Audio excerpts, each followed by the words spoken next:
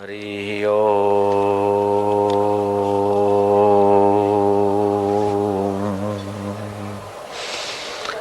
हरि हरि ओम।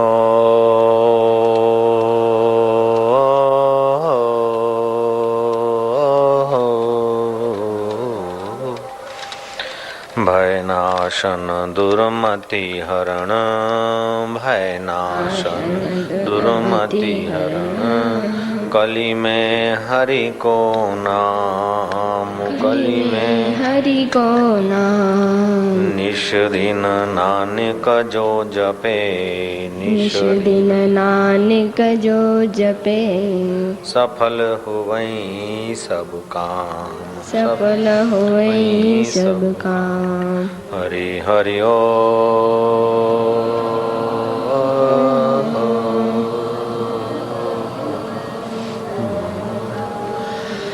गीताया श्लोक पाठेन, गीताया श्लोक पाठेन। गोविंद स्मृति कीर्तनात्, गोविंद स्मृति कीर्तना। साधु दर्शन मात्रेण, साधु दर्शन मात्रेण। तीर्थकोटि लभेत, तीर्थकोटि फलं लभेत। हरि हरि ओ।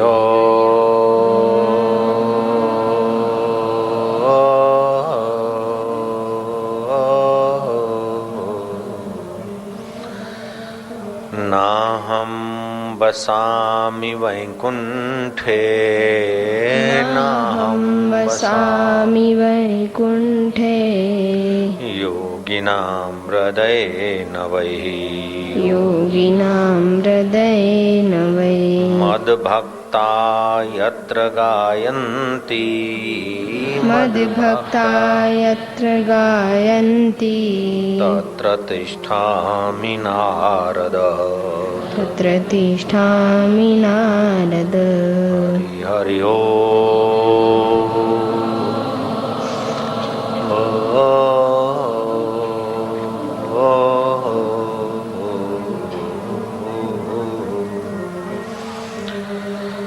हरि ओ।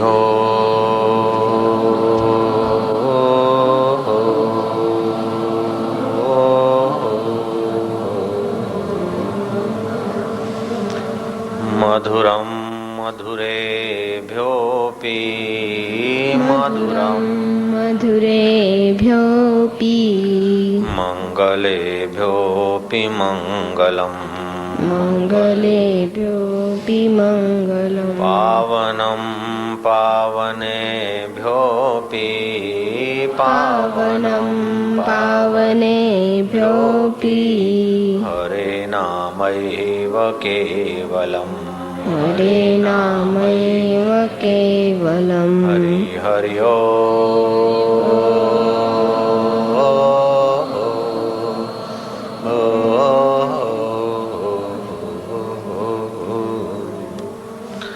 यदा ते मोहकलिलं, यदा ते मोहकलिलं। यदा ते मोहकलिलं, यदा ते मोहकलिलं। बुद्धिर्व्यतितरिष्यति, बुद्धिर्व्यतितरिष्यति। तदा गन्तासि निर्वेदं, तदा गन्तासि निर्वेदं। श्रोतव्यस्य श्रुतस्य च, श्रोतव्यस्य श्रुतस्य च। भगवान बोलते हैं कि अर्जुन, जिस समय तेरी बुद्धि मोह रूपी दलदल को तर जाएगी, उसी समय तू सुने हुए और सुनने में आने वाले भोगों से वैराग्य को प्राप्त हो जाएगा। बुद्धि में मोह होता है, इसलिए नश्वर का आकर्षण होता है, और नश्वर के आकर्षण के कारण ये जीव बेचारा जन्म जन्मांतर तक दुख भोगता है। तुलसीदास जी ने कहा, मोह सकल व्याधि न कर मूला, तांते उपजय पुनि भवशूला। मोह सब व्याधियों का मूल है और उससे भव का शूल पैदा होता है। भगवान कहते हैं यदा ते मोह कलिलम बुद्धिर व्यतितरिष्यति, जब मोह के दलदल को तुम्हारी बुद्धि तर जाएगी तब सुने हुए और सुनने योग्य ये सारे पदार्थों से तुम्हारी मति ऊपर उठ जाएगी। तो मोह सब व्याधियों का मूल होता है। इस मोह से बचने के लिए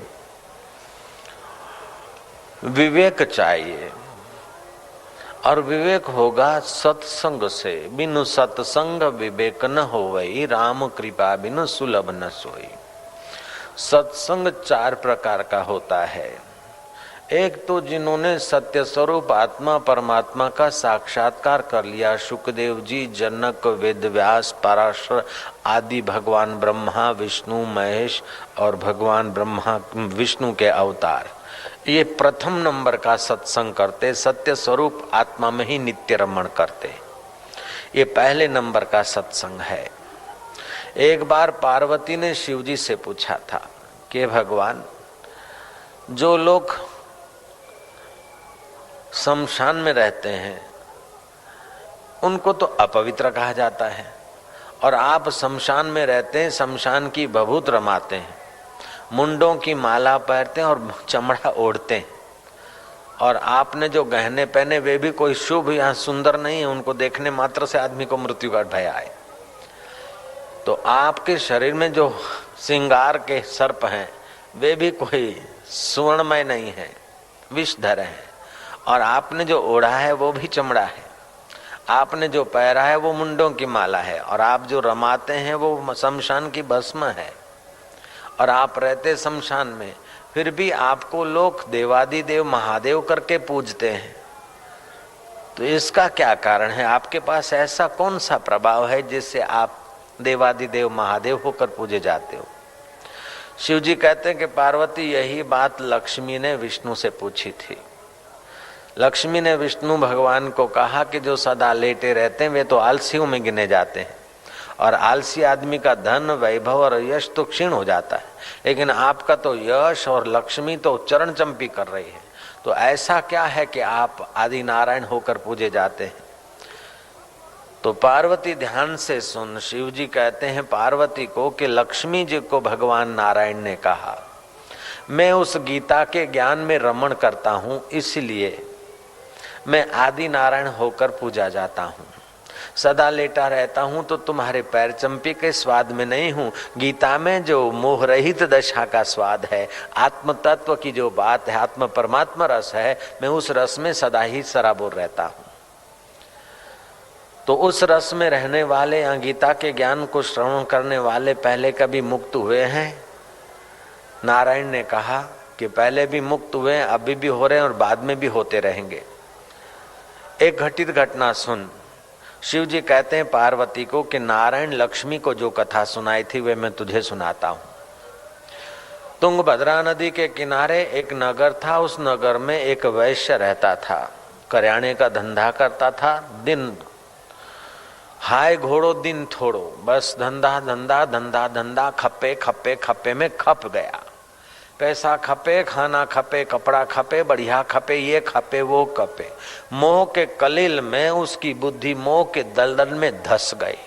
न एकादशी देखे, न पूनम देखे, न अमावस्या देखे, न जन्मदिन देखे, न श्राद्ध पक्ष देखे, बस खाना पीना और संसारी विकारों का भोग भोगना। उसने पाशवी जीवन बिताते बिताते अपनी आयुष्य नष्ट की।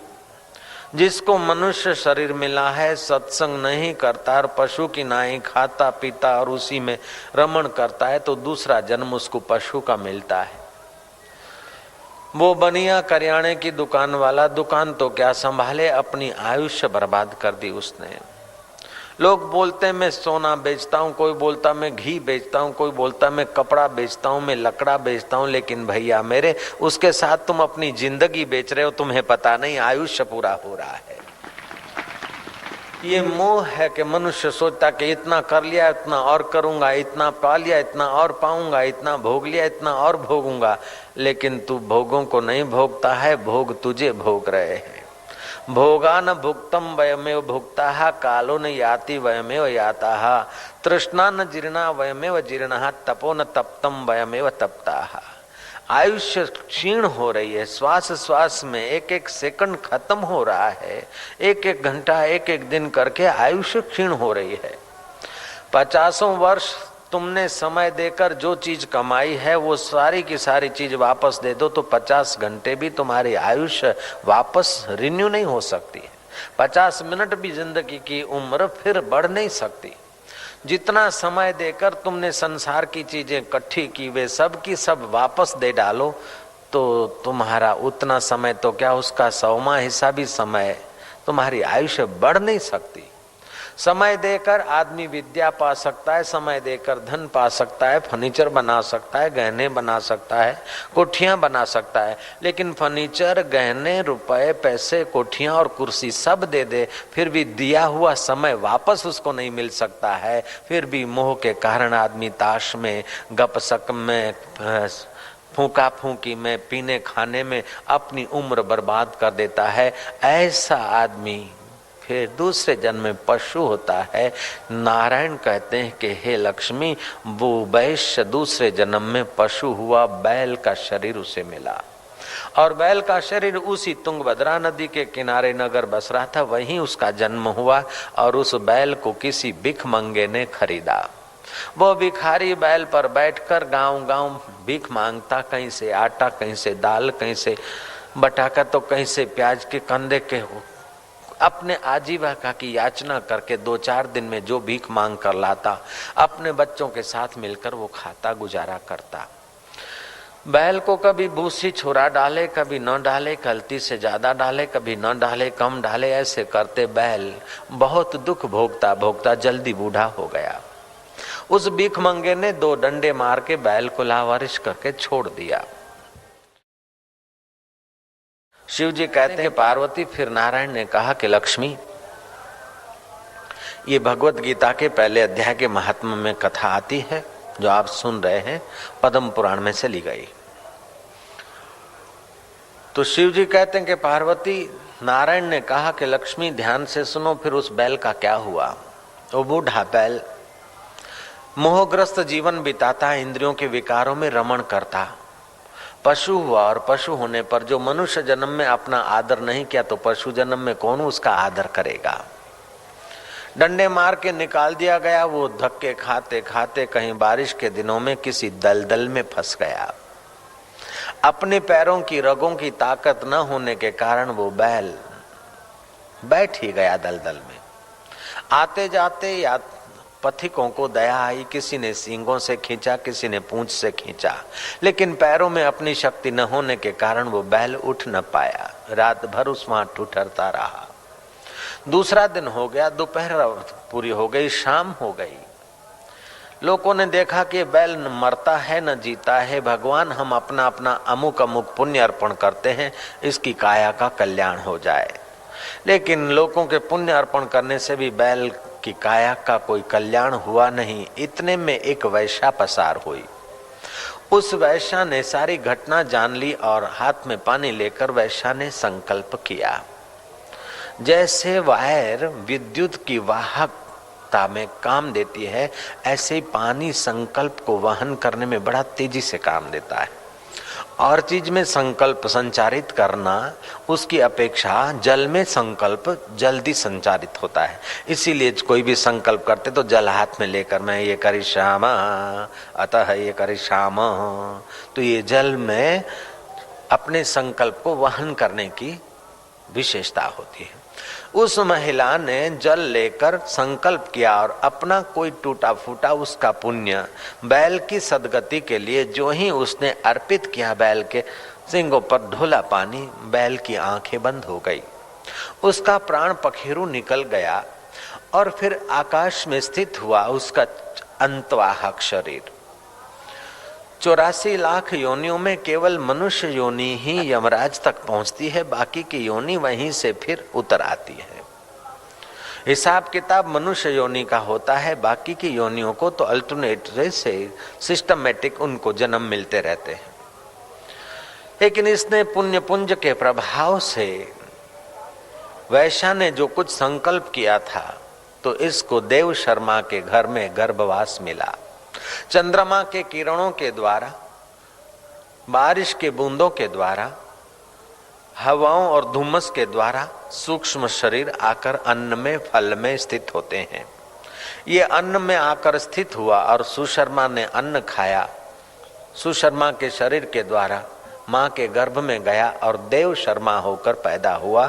वो भूतपूर्व वैश्य, बीच में जिसको बैल का अवतार मिला, जन्म मिला। अच्छे घर में जन्म मिलना ये भी कुछ पुण्यों के प्रभाव का ही चमत्कार है। वो देव शर्मा प्रतिदिन संध्या करता था। त्रिकाल संध्या करने वाला व्यक्ति निरोग रहता है। त्रिकाल संध्या करने वाले व्यक्ति का मन प्रभावशाली रहता है। त्रिकाल संध्या करने वाले की बुद्धि में तेज आता है। त्रिकाल संध्या जब से हिंदुस्तान भूलता गया, तब से दीनता, हीनता, रोग और अशांति बढ़ती गई। मुसलमान 5 बार नमाज पढ़ते हैं, चालू नौकरी में से भी जाकर नमाज वो पढ़ सकते हैं। ऐसी हम लोगों ने उनको सुविधा दी है सरकार ने। लेकिन हिंदू लोग त्रिकाल संध्या भूल गए। हालांकि उनको चालू नौकरी में त्रिकाल संध्या करने में कोई नौकरी में बाधा नहीं आती। सुबह की संध्या घर पे होती और शाम की संध्या 6 बजे के बाद होती। बाकी रही दोपहर की 12 बजे की संध्या, सुबह सूरज उदय होता हो उस समय किए हुए प्राणायाम, जप और ध्यान अनंत गुना फल देते हैं। दोपहर को 12 बजे के 5 मिनट पहले और 5 मिनट बाद भगवान रामचंद्र जी भी मध्याह्न संध्या करते थे। उस समय कुंडलनी का मुख ऊर्ध्वगामी होता और प्राणायाम, ध्यान आदमी की सुषुप्त शक्ति जगाने का बड़ा सहायक काम करता है। तो दोपहर के समय संधि काल, सुबह का संधि काल, सूर्य अस्त का संधि काल और रात्रि को 12 बजे के आसपास के 10 मिनट, ये संधि काल माना जाता है। 4 संध्या नहीं तो त्रिकाल संध्या जो करते हैं वे लोग तन से तंदुरुस्त, मन से प्रसन्न और बुद्धि से तेजस्वी होते हैं। देव योग से ऐसे तेजस्वी ब्राह्मण के घर जन्म मिला उस बैल को। अच्छे कुल में जन्म मिला तो जन्मजात अच्छे संस्कार मिले और वह ब्राह्मण कुमार पिता के साथ सत्संग में जाने लगा। जब वो 16-17 साल का हुआ तो कोई रमते जोगी आए नगर में चतुर्मास करने को। उस जोगी ने कथा के साथ साथ योग अभ्यास की कोई अद्भुत बात छेड़ ली। वो सुशर्मा का पुत्र देव शर्मा ने योग की बात सुनकर उस महाराज से कुछ योग विद्या सीखने की इच्छा प्रकट की। महाराज के पास वो गया एकांत में और बाबा जी मैं योग साधना करूंगा, मुझे आप कृपा करके योग दीक्षा दीजिए। योग समान बल नहीं, सांख्य समान ज्ञान नहीं। भगवान कृष्ण योग की महिमा युद्ध के मैदान में करते हैं। 64 बार गीता में योग शब्द आया है। तस्मात् योगी भवा अर्जुना योगिनाम अपि सर्वेषां मद्गतेन अंतरात्मना श्रद्धावान भजते यो माम समय युक्ता तमोमता। योगियों में भी सर्वोपरि योगी कौन है कि जो अंतर आत्म भाव से मुझे भजता है। योगी ने उस ब्राह्मण कुमार को योग विद्या की दीक्षा दी, रिवर्स ध्यान सिखाया। महावीर और बुद्ध भी अपने शिष्यों को रिवर्स ध्यान सिखाते थे। आज हम अपनी आंखें की सिद्ध में चित्र रख दें अथवा आईना रख दें, अपने आप को ही देखें फोटा को, अथवा इष्ट देव के फोटा को देखें और त्राटक करते करते आंखें बंद कर दें। 5 मिनट आंख की पुतली हिले नहीं, ऐसा ही देव दर्शन या गुरु दर्शन करें, मन एकाग्र होने लगेगा। जयराम जी बोलना पड़ेगा ना, नारायण नारायण बोलो ना, नारायण नारायण। जितना मन एकाग्र होगा उतना प्रसन्न होगा, जितना मन एकाग्र होगा उतना मोह कलील से निकलने में समर्थ होगा। तो महावीर और बुद्ध के चरणों में 10,000 भिक्षुक रहते थे और महावीर के पास 40,000 साधु भिक्षुक रहते थे। 40,000 क्यों साधु रहते थे कि महावीर रिवर्स ध्यान सिखाते थे, बुद्ध भी रिवर्स ध्यान सिखाते। आज से 2 महीने पहले कैसे थे ऐसी कल्पना करते हुए अपने को 2 महीने पीछे ले जाओ, फिर 1 साल पीछे ले जाओ, 5 साल पीछे ले जाओ, 10 साल पीछे ले जाओ। अभी आप 40 साल के हैं, 30 साल पीछे आ गए तो आप बालक थे तो कैसा था आपका चेहरा, भाव। ऐसे करते करते आप जब 1 महीने के थे तब कैसे थे ये आपको ध्यान में दिखने लगेगा। फिर आप 1 दिन के थे तो कैसे थे, जब 1 दिन से 4 दिन और पीछे चले जाओ, गर्भ से बाहर आने के 4 दिन पहले कैसी स्थिति थी, 4 महीने स्थिति पहले कैसी थी, अब 6 महीने और 8 महीने पहले आपकी स्थिति क्या थी गर्भ में। अगर वो आदमी गर्भवास को देख लेता है रिवर्स ध्यान करके तो उसे बस इस संसार के मोह से उपरांत आती है कि आखिर ये इतना कष्ट, ऊंधा होके लटक रहा था, माता के जेर में बंधा था, जब प्रसूति का अपान वायु का धक्का लगा मूर्छित सा बाहर निकला, कीड़ी मकोड़े मक्खियां मच्छर को भी हटा नहीं सकते थे, इतने हम लाचार, और इतना माँ के उस गंदी चीजों में ओतप्रोत हो रहे थे। अरे ऐसा हमारा जन्म दुखम जरा दुखम जाय दुखम पुनः पुनः अंत काले महा दुखम तस्मात् जागरही जागरही जागरही।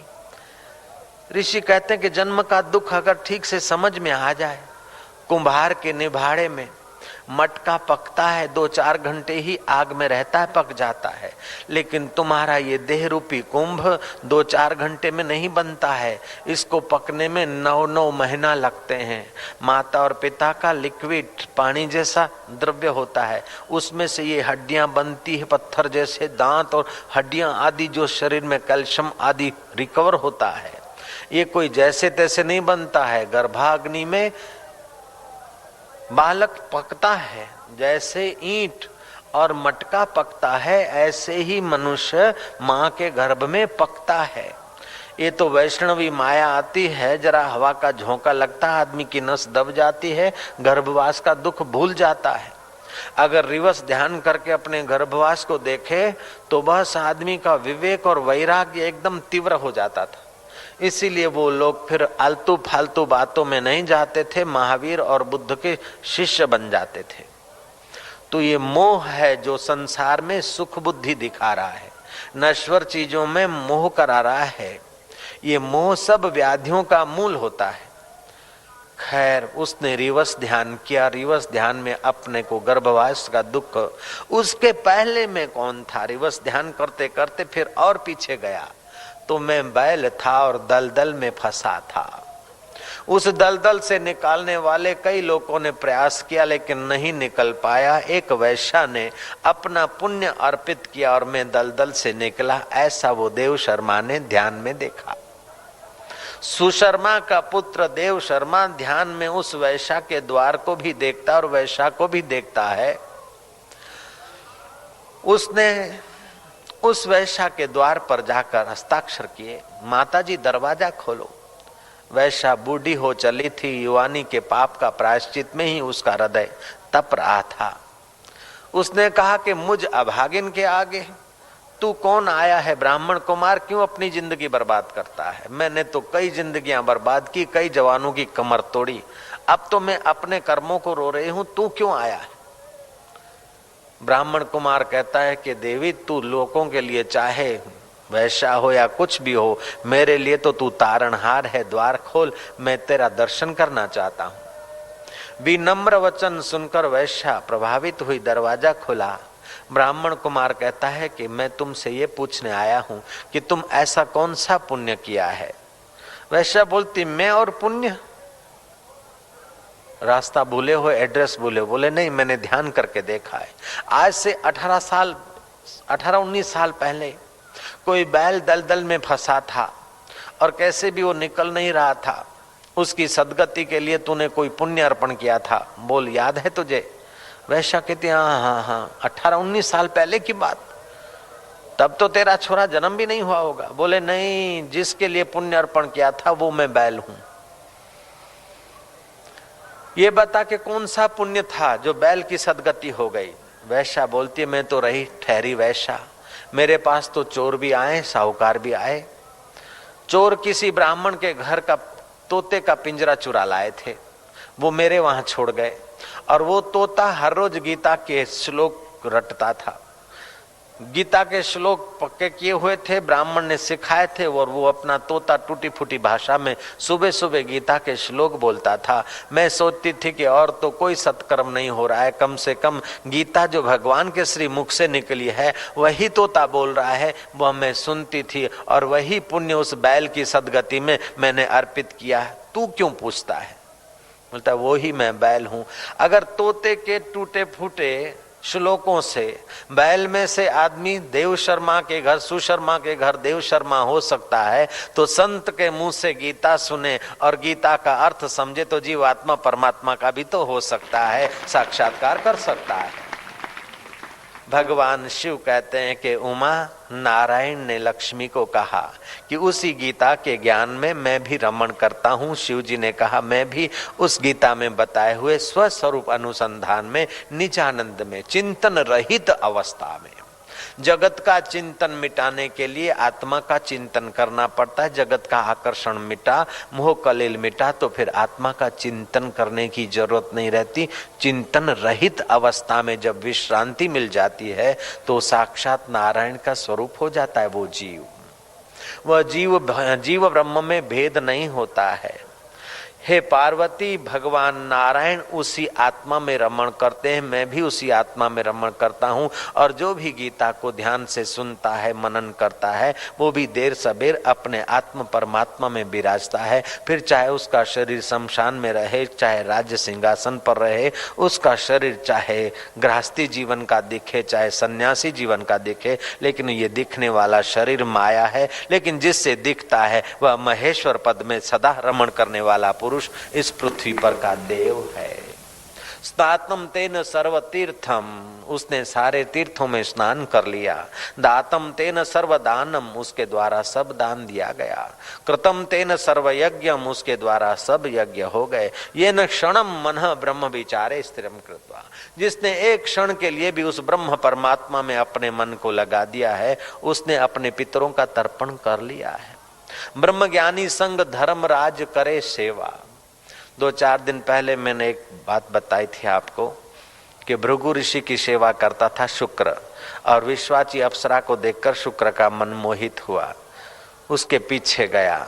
स्वर्ग के दूतों ने इंद्र से पूछा कि भृगु ऋषि ब्रह्मवेता हैं, आत्मा परमात्मा में रमण करने वाले संत की सेवा करने वाला शुक्र विश्वाची को देखकर मोहित हुआ है, क्या आज्ञा है? इंद्र ने कहा भले मोहित हो गया तो कोई बात नहीं, लेकिन ब्रह्मवेता का शिष्य है, उसको आदर से ले आओ। इंद्र अपने आसन से उठे हैं और शुक्र को बिठाया है, और अर्घ्यपाद से शुक्र की पूजा की है इंद्र ने।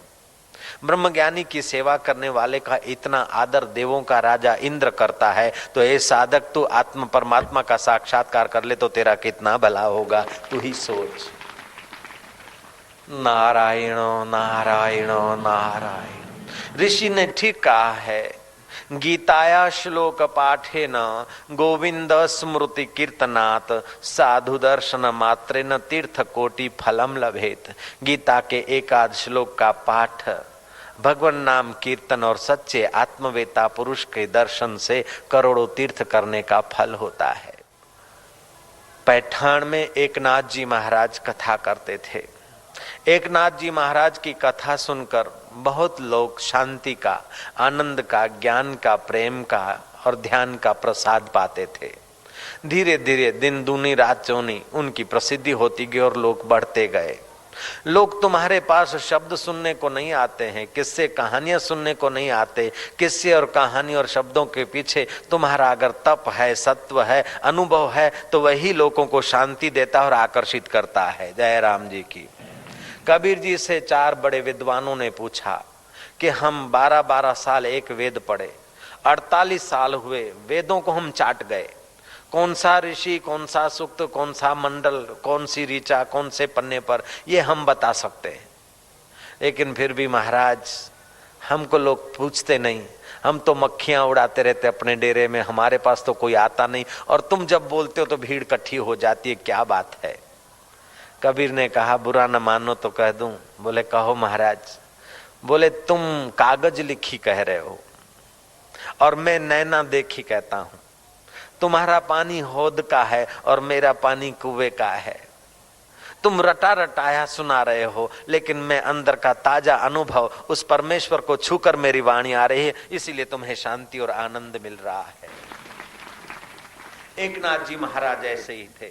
उनकी पत्नी गिरजाबाई बड़ी साध्वी, उनका लड़का हरि पंडित। एक नाथ जी महाराज पैठान में कथा करते थे।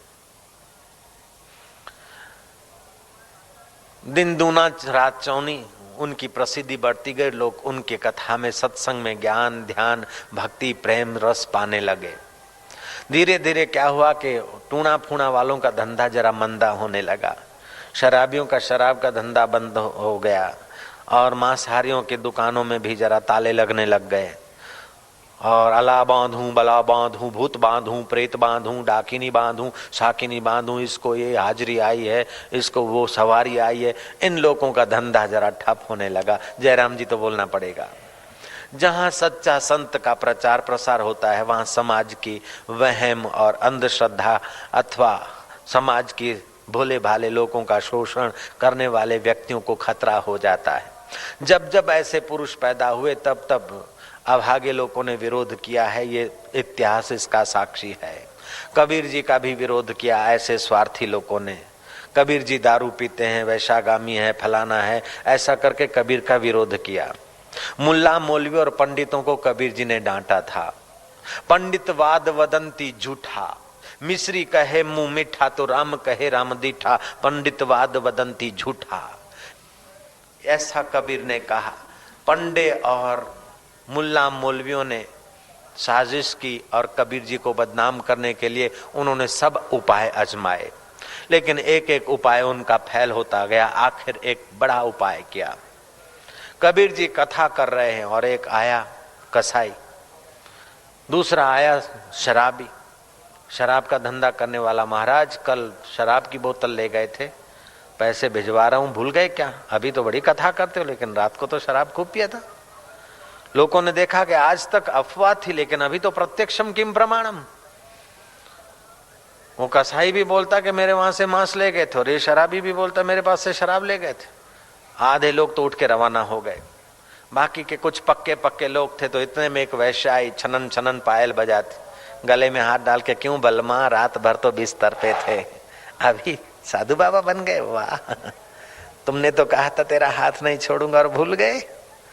लोगों ने देखा कि अरे कबीर जी कुछ बोल भी नहीं रहे। बाकी के जो लोग थे भाग गए। केवल दो आदमी बचे, सल्लूका और मलूका। कबीर ने कहा तुम भी जाओ। बोले महाराज आप दारू पीते कि नहीं पीते हमें नहीं देखना है।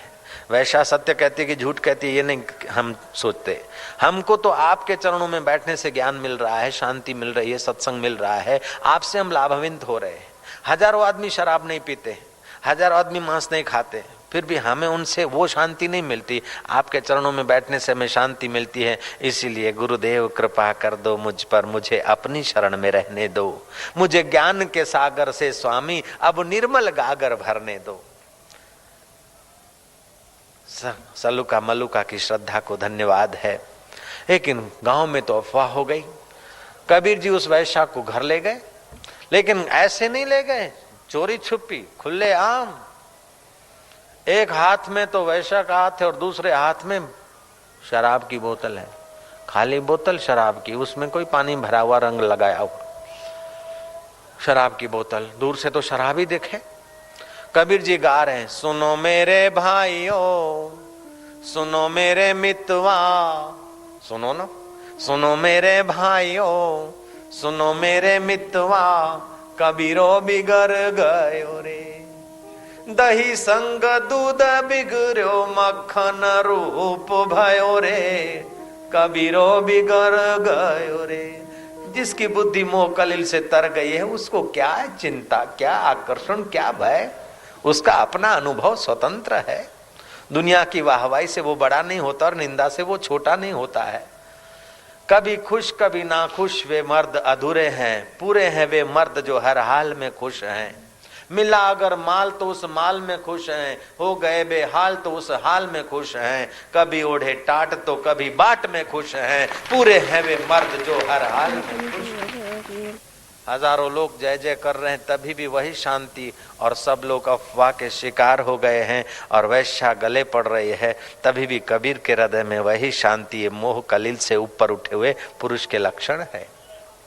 सुखदेव जी महाराज कथा करने के लिए पधार रहे।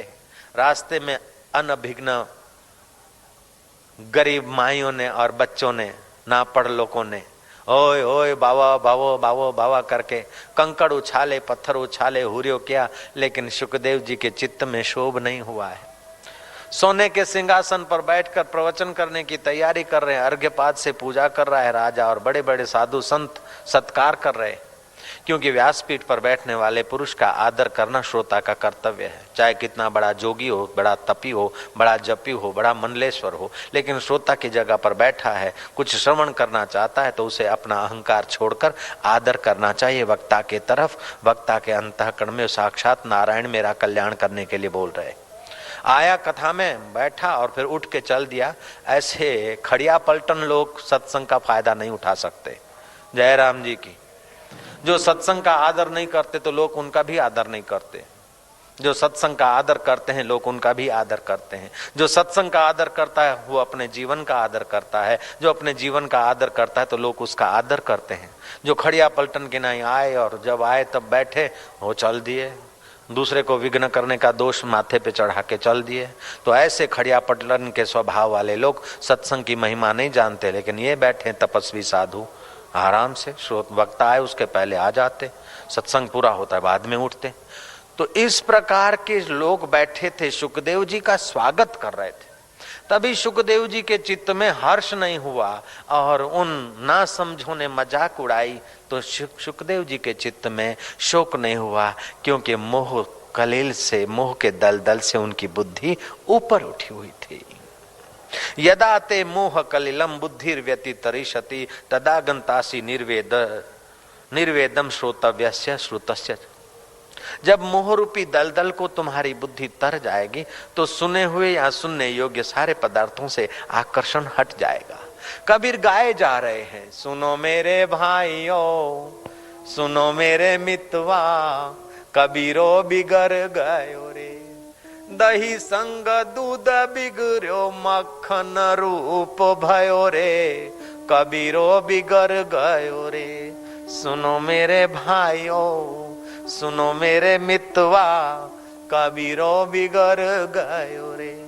पारस संग भाई लोहा बिगड़ो,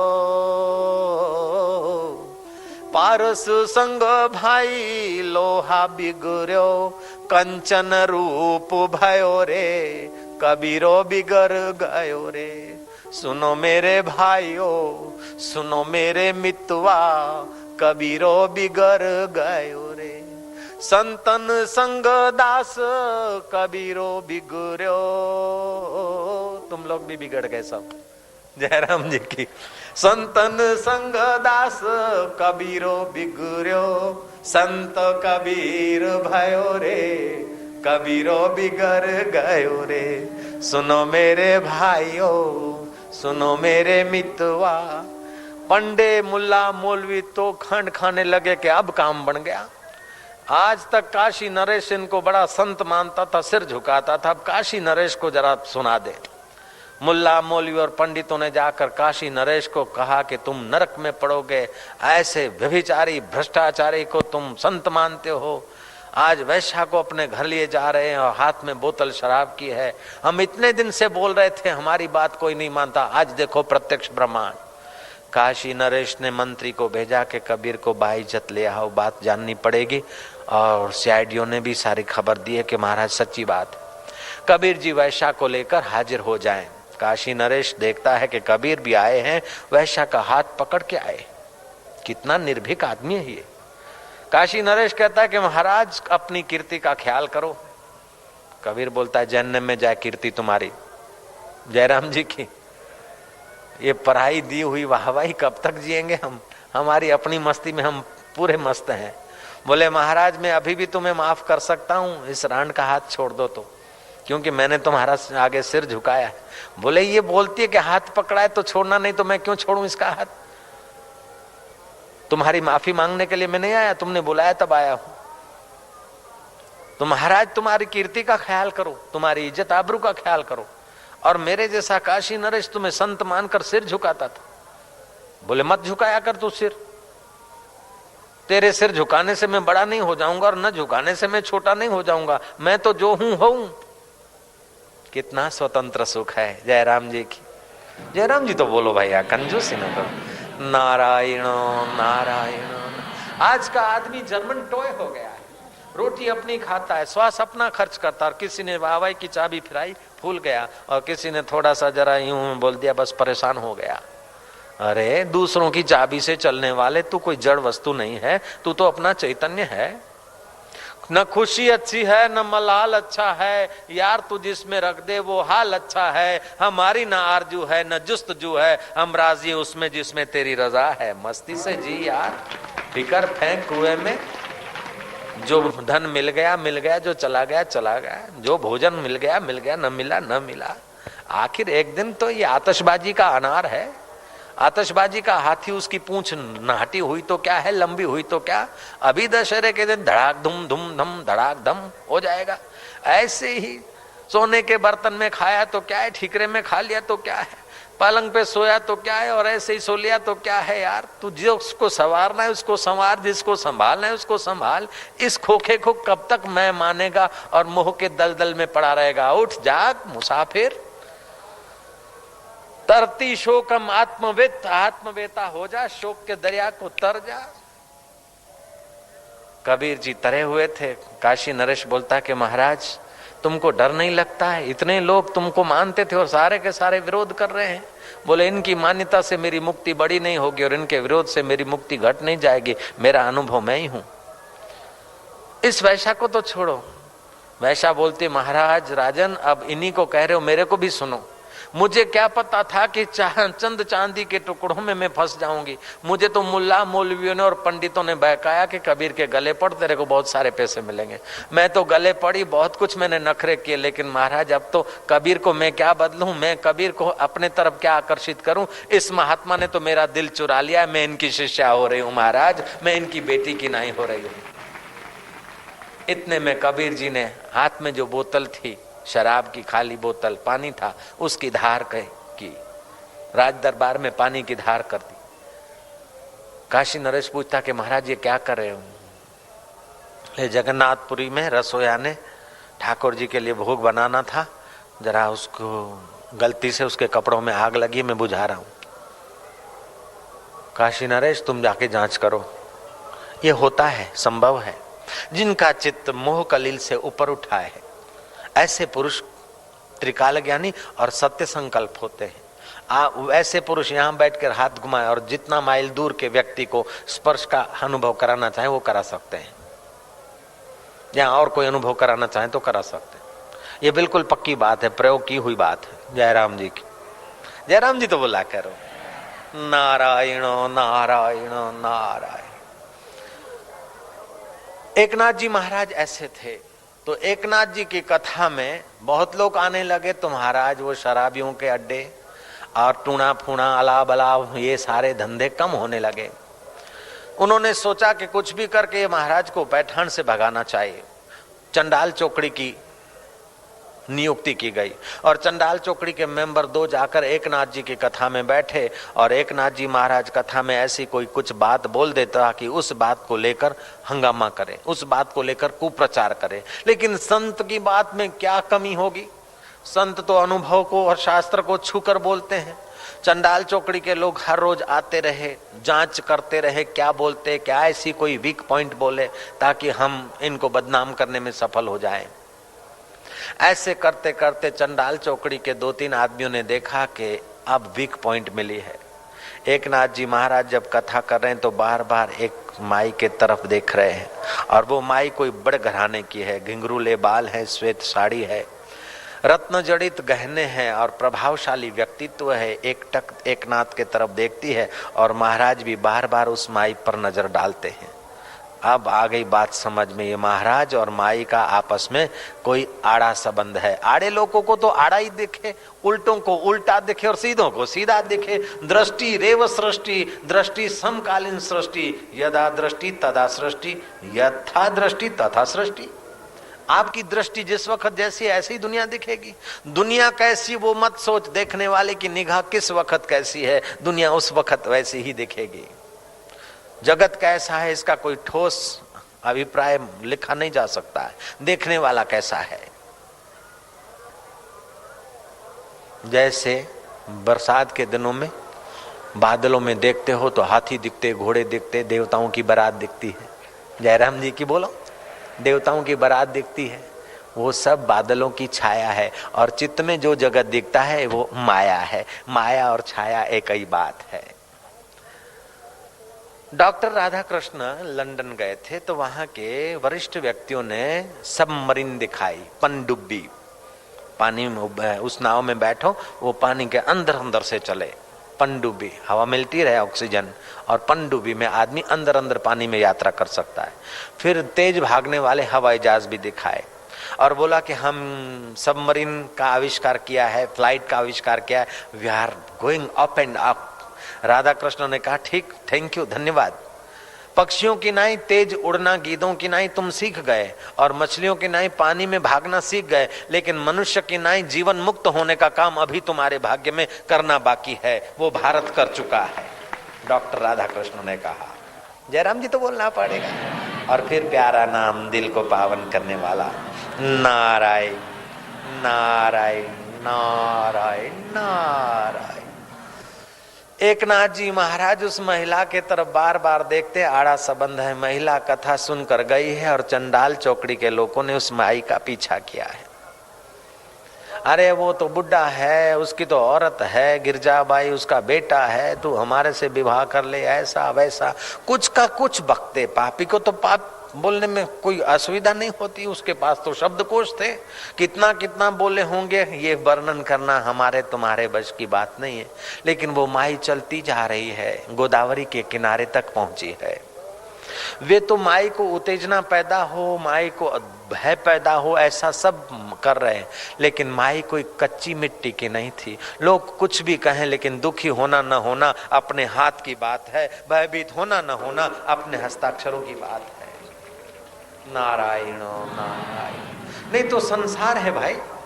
एक बाप और बेटा घोड़े पर बैठ के जा रहे थे, लोगों ने कहा कितने मूर्ख हैं। एक गूंगा प्राणी और बाप भी बैठा है, बेटा भी बैठा है, आती शर्म। दोनों उतरे। आगे के गांव वालों ने कहा देखो घोड़ा है फिर भी पैदल चल रहे, कितने मूर्ख लोग हैं। फिर बाप बैठ गया, बेटा चला। फिर गांव के लोगों ने कहा कि है कोई शर्म बुढ़े को, छोरा बेचारा पैदल चल रहा है और बुढ़े को अभी तक घोड़े पे बैठने का शौक नहीं गया, क्या वासना है। बुढ़ा उतरा, छोरे को बिठाया। लोगों ने कहा कि घोर कलयुग आ गया, डोकरा तो बेचारा चल रहा है और छोरा जवान बैठा है घोड़े पे, आती कोई शर्म। अब छोरा उतर गया, फिर दोनों पैदल, तो लोग बोलते हैं घोड़ा है फिर भी पैदल जा रहे हैं। अब क्या करें, डबल सवारी बैठते हैं तो निर्दयी है, बाप बैठता है तो वासना है, छोरा बैठता है तो नालायक है। अब क्या करें, घोड़े को सिर पर उठा के चलेंगे तभी भी तो लोग बोलेंगे, अब क्या किया जाए। बोलने वाला तो बोलेगा, लेकिन तुम लोक मर्यादा, शास्त्र मर्यादा, गुरु आदेश और अंतर्यामी की प्रेरणा, इसका सहारा लेकर काम करोगे तो तुम सफल हो जाओगे। बाकी लोग तो भाई कैसा भी करोगे, बोलने वाले बोल देंगे। खादी वेश में भी ऐसे ऐसे लाल बहादुर शास्त्री जैसे सज्जन मिलेंगे कि अपने को कहना पड़ेगा कि वो साधु थे। लाल बहादुर शास्त्री साधु थे बेचारे, जब मरे तो उनके बैंक बैलेंस नहीं, उनके ऊपर कर्जा निकला। प्राइम मिनिस्टर आदमी और उनके पास पैसा नहीं, कितना ईमानदार आदमी होगा। और कुछ तो खादी वेश में ऐसे हैं कि रावण को भी पीछे कर दे। जयराम जी तो बोलना पड़ेगा। तो महाराज ऐसे ही साधु वेश में भी रावण ने भी गलत काम किया तो साधु वेश का सहारा ले लिया। अब वेदों का जानकर रावण भी जब बदमाशी करता है तो साधु का ओढ़ना ओढ़ लेता है, तो चंबल की घाटी वाला साधु का ओढ़ना ओढ़ ले तो उसको कौन रोकेगा भाई। खैर मैं कथा कहूंगा। यदाते मोह कलिलम बुद्धिर्व्यति तरिषसी। उस माई को कहने वाले कह रहे हैं बहुत कुछ, लेकिन माई के चित्त में शोभ नहीं होता है। आखिर वो गोदावरी के किनारे पहुंची माई। वो बोलते हैं कि अरे मेरे साथ चल, उधर मर जाएगी। गोदावरी के उस पार तो कोई बड़ा महल नहीं है, तू बड़ घराने की है। लेकिन देखते देखते माई कंधे तक के पानी में पहुंच गई और अलोप हो गई। वो आपस में लड़ने लगे, अरे गबार तूने ऐसा किया, अरे सुलेमान तूने ऐसा किया, अरे फलाने तूने ऐसा किया, और पुलिस पकड़ेगी। सब अपने बॉस के पास गए, अपने अगवा के पास। अगवा ने कहा अपने सिर पर क्यों लेते हो, ढंढेरा पिटवा दो कि एकनाथ जी महाराज कथा में ऐसी कुछ बात बोले कि माई बड़ घराने की माई गोदावरी में डूब के मर गई, उसकी कथा में कोई नहीं जाओ। गांव गांव फैलावा कर दिया। अच्छी बात को फैलाने के लिए तो तपस्या करनी पड़ती है, लेकिन गंदी बात फैलाने में कोई देर नहीं लगती। स्कूलों के बच्चों को कह दिया, गांव गांव के 2-4 आदमियों को एक एक गांव में भेज दिया। महाराज चारों तरफ आसपास के गांव में प्रचार हो गया कि एकनाथ जी महाराज ऐसी कथा करते हैं कि बड़े बड़े घराने की माइयों को गुस्सा आता है और ऐसा ऐसा नजर डालते हैं कि माइयों का दिमाग चकरा जाता है और गोदावरी में डूब के मर जाती है माइयां। इसलिए उस महाराज की कथा सुनने कोई मत जाओ। हकीकत में इनकार भी आमंत्रण देता है। दीवार पर लिख दो कि यहाँ पान की पिचकारी मारना मना है, उधर पिचकारी शुरू हो जाएगी। अखबार में लिख दो ये पढ़ना मना है, वो आदमी पहले पढ़ेगा। इधर देखना मना है, देखो इधर नहीं देखना, अभी 2 मिनट आप लोग इधर मत देखना। तो जो नहीं देखता होगा वो भी देखेगा। जय राम जी की। ऐसे ही एकनाथ जी के पास मत जाना करके उन चंडाल चौकड़ी के मेंबरों ने चारों तरफ के गांव में फैलावा कर दिया। लोगों को हुआ कि ऐसा तो क्या बोलते हैं, जरा देखिए तो आवा, ऐसा तो बाप जी कहीं बोले हैं, देखा तो। महाराज दूसरे दिन तो एकनाथ जी की ग्राहकी 4 गुनी हो गई। जैसे हमारी ग्राहकी देखो। एकनाथ जी महाराज कथा करने को पधारे और वो अपना मन इंद्रियों मन में, मन बुद्धि में, बुद्धि बुद्धि दाता में, ओम ओम एक ही, सुनने वाला तू, सुनाने वाला तू, अद्वैत आनंद में गोता मार के जब बोलना शुरू करते, सहज वाणी, नानक बोले सहज स्वभाव।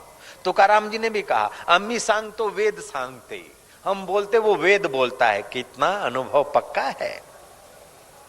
कबीर जी कहते हैं कि तुम कागज लिखी बोलते हो, इसलिए तुम्हारे पास 15 आदमी, और हम नैना देखी बोलते, इसीलिए हमारे पास गिराकी फुल। तो एकनाथ जी महाराज की गिराकी खूब फुल हो गई थी। एकनाथ जी महाराज सत्संग करना अब शुरू ही कर रहे हैं तो वो माई आकर बैठ गई अपनी जगह पर। एकनाथ जी सत्संग करते करते कभी कभार दृष्टि डालते हैं, कभी कभार अंतर्मुख होते हैं। जब अंतर्मुख होते हैं तो सभा में हिलचाल मच जाती है। अबे वही है, अरे यार गफार देख, वही थी यार, वही गिंगरूले बा, अरे जुनेद देख, अरे सलीम तू देख यार, वही थी ना। अंदर अंदर घुसमुस हो रही है। एकनाथ जी महाराज ने 2 घंटे की कथा में कई बार हिलचाल को देख लिया। एकनाथ जी महाराज कथा करते करते अपने अंतर आत्मा में गोता मारा। जैसे एक्सरे मशीन हड्डियों का फोटो ले लेती है, ऐसे उन निगरे लोगों की हिलचाल का फोटो एकनाथ जी के अंतःकरण में प्रकाशित हो गया। कथा पूरी होते ही वो महिला जब एकनाथ जी को प्रणाम करने आई तो एकनाथ जी ने कहा, माता जी। चंडाल चौकड़ी का जो मुखिया था वो नजीक आया, देखे क्या इनकी गुफ्तगू हो रही है। एकनाथ जी कहता है कि माता जी, आप कल अपने किनारे जाते समय आपको बड़ी कठिनाई हुई थी, ऐसा मुझे लगता है। माता जी कहती कि महाराज कठिनाई आए, लेकिन कठिनाई को महत्व देते तो दुख होता है, नहीं तो कठिनाई का साक्षी होने से कुछ भी नहीं महाराज। बोले माता जी, आपको लोगों ने कुछ का कुछ न बोलने जैसा बोला था। बोले न बोलने जैसा बोला था, लेकिन दुखी होना न होना तो अपने हाथ की बात है ना महाराज। आपकी कथा से इतना तो मैं जान गई हूँ। एकनाथ जी बोलते कि माता जी, आप सत्संग सुनकर जाएं तो मैं अपना 2 सेक्रेटरी, 2 सेवक आपके साथ भेज दूं, आपको अपने किनारे छोड़ के आए। तब वो माता जी बोलती है कि महाराज, कितनी भी सुरक्षा होगी, कितने भी सेक्रेटरी भेजोगे, लेकिन अपनी समझ कच्ची होगी तो आदमी भयभीत रहेगा और दुखी रहेगा, और अपनी समझ पक्की है तो महाराज फिर अकेले भी जाने में कोई फर्क नहीं पड़ता है। अपनी निष्ठा काम आती है महाराज। चाहे भक्ति की निष्ठा हो, चाहे ज्ञान की निष्ठा हो, चाहे व्यवहार की या कर्म की निष्ठा हो, निष्ठा अपनी काम आती है। एकनाथ जी कहते हैं, माता जी ऐसा करो ना, मैं आपके किनारे पर आकर रोज तुमको कथा सुना जाऊं। तब वो माता जी कहती है कि महाराज आप पधारें तो अच्छा ही है, लेकिन मेरे कारण आप कष्ट न लें। गोदावरी मात की जय करके लोग मुझ में गोता मारते हैं, उनके पाप ताप छोड़ के जाते हैं। फिर मैं नारी का रूप लेकर तुम्हारे जैसे अनुभवी संत के द्वार पर चलकर आती हूँ, मेरे पाप कटते हैं। महाराज जी मैं श्रवण करती हूँ, मेरा हृदय आध्यात्मिक प्रसाद से निर्मल हो जाता है। और महाराज मेरे को देखकर आप तत्व की ऊंची बात भी करते हैं, तो मेरे कारण और लोगों को भी सूक्ष्म बात सुनने का अवसर मिलता है, पुण्य मिलता है। इसलिए महाराज आप मेरे किनारे आकर सत्संग करें, उसकी अपेक्षा आप यहीं विराजें और मैं हर रोज नारी का रूप बनाकर आपकी सभा में हाजिर हो जाती हूँ और इस बहाने सभा के लोगों को भी कुछ मिलता है। चंडाल चौकड़ी का जो मुखिया था, आखिर कुछ तो बुद्धि रखता था, उसने देखा और अपने मित्रों को कहा कि पागलों, जिस संत का हम विरोध कर रहे हैं, विरोध के भाव से, निंदा के भाव से, कुभाव से आए तो गोदावरी माता के दर्शन हुए, अगर सद्भाव से आते तो देर सबेर हमें अपने आत्मा का भी मुलाकात हो जाता। यार ऐसे फकीर का विरोध कब तक करेंगे। आपस में गुफ्तगू हुई और मुखिया और दूसरे चंडाल चौकड़ी के लोग एक नाथ जी के चरणों में गिर पड़े और अपने आंसुओं से उस संत के चरणों का अभिषेक कर दिया। संत तो संत होते हैं, उठाया, भैया कोई बात नहीं, भले मेरे दोष खोजने के लिए, मुझे बदनाम करने के लिए अथवा पैठान छुड़ाने के लिए भी तुम आते थे तो हरि चर्चा में न, कथा में आते थे न।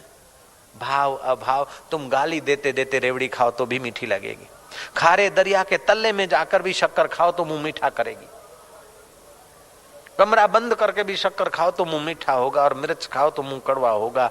ऐसे ब्रह्म विद्या को कैसे भी तुम्हारे कान तक पहुंच जाती है, तुम्हारा कल्याण होता है, मंगल होता है। और भगवान के श्री मुख से निकले हैं वचन, यदा ते मोह कलिलम बुद्धिर व्यतितरिष्यति तदा गंतासी निर्वेद्यम श्रोतव्य श्रुतश्च। तो ये मेरा घर है, ये मेरी अनुकूल वस्तुएं हैं और सदा बनी रहे, ये मोह है, ये मेरी जाति है, ये मेरा शरीर है, ये मेरा पुत्र है, ये मेरा परिवार है, ये मोह का दलदल है, ये सब माया है। बादलों में देवताओं की बारात, बादलों की छाया है और चित्त में ये मेरा पुत्र है, मेरा परिवार है, मेरी जाति है, ये मेरा दुकान है, ये मेरा खेत है। खेत तेरा नहीं, खेत तो पहले था, तू न था तभी भी धरती वो थी और तू चला जाएगा तभी भी वहीं पड़ा रहेगा। खेत तेरा नहीं, दुकान तेरा नहीं, मकान तेरा नहीं, लेकिन जिसका सब कुछ है वो दिल में छुपा हुआ दिलबर तेरा परमात्मा है, उसी को तू प्रीति कर।